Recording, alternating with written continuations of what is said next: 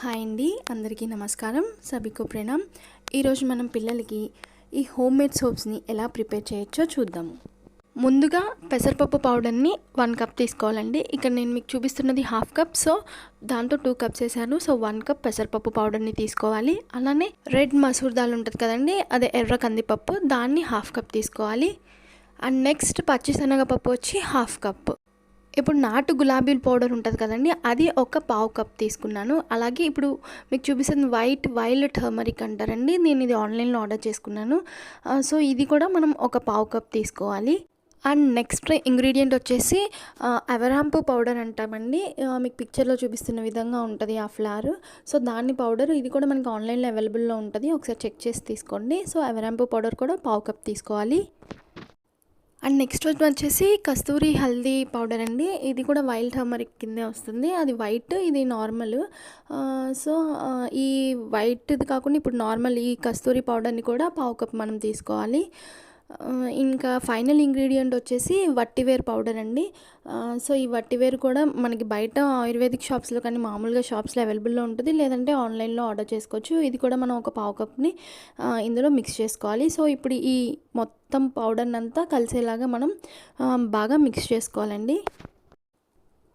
So ఇలా mix చేస్తున్న పౌడర్ని మనం డైరెక్ట్గా ఇలానే యూస్ చేయొచ్చు, ఐదర్ మిల్క్లో కానీ, లేకపోతే మీగల్లో కానీ, లేకపోతే రోజ్ వాటర్లో లేదా రైస్ వాటర్లో ఇట్లా కలుపుకొని మనం పిల్లల బాడీకి కానీ అప్లై చేయొచ్చు.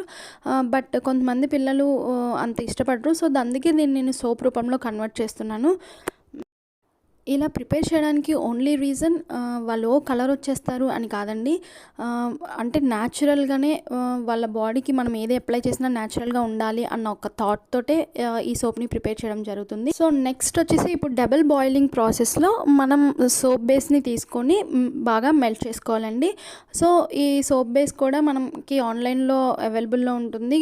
Glycerin soap base or either goat milk soap base ఏదైనా యూస్ చేసుకోవచ్చు. నేను ఇక్కడ యూస్ చేసింది గోట్ మిల్క్ సోప్ బేస్ అండి. సో ఇది మనం బాగా మెల్ట్ అయ్యేదాకా కొంచెం డబుల్ బాయిలింగ్ ప్రాసెస్ మెథడ్ని యూస్ చేసి మనం దీన్ని మెల్ట్ చేసుకోవాలి. సో ఇలా మెల్ట్ అయిన దానిలో ఇప్పుడు మనం తయారు చేసి పెట్టుకున్న పౌడర్ ఉంది కదండి, ఆ పౌడర్ని 1 by 1 ఒక స్పూన్ తర్వాత ఒక స్పూన్ యాడ్ చేసుకుంటూ మిక్స్ చేసుకుంటూ ఉండాలండి.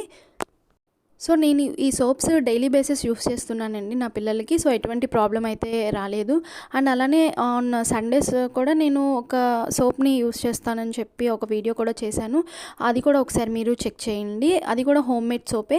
సో ఓన్లీ సండేస్ ఆ సోప్ యూస్ చేస్తాను, అండ్ మిగిలిన డేస్ ఇప్పుడు తయారు చేసుకుంటున్న ఈ సోప్స్ని నేను యూస్ చేస్తానండి.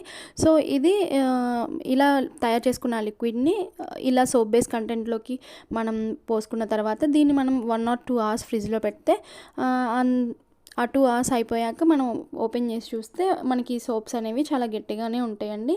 సో ఇది ఇప్పుడు మీరు చూస్తున్న మనం తయారు చేసుకున్న సోప్స్ అండి. సో ఎటువంటి హాని లేకుండా న్యాచురల్గా మన పిల్లలకి అప్లై చేయాలి అన్న ఉద్దేశంతో ఈ సోప్స్ని చేశాను. సో మీకు కనుక ఈ వీడియో కనుక నచ్చితే లైక్ చేసి, షేర్ చేసి, సబ్స్క్రైబ్ చేయడం మాత్రం మర్చిపోకండి.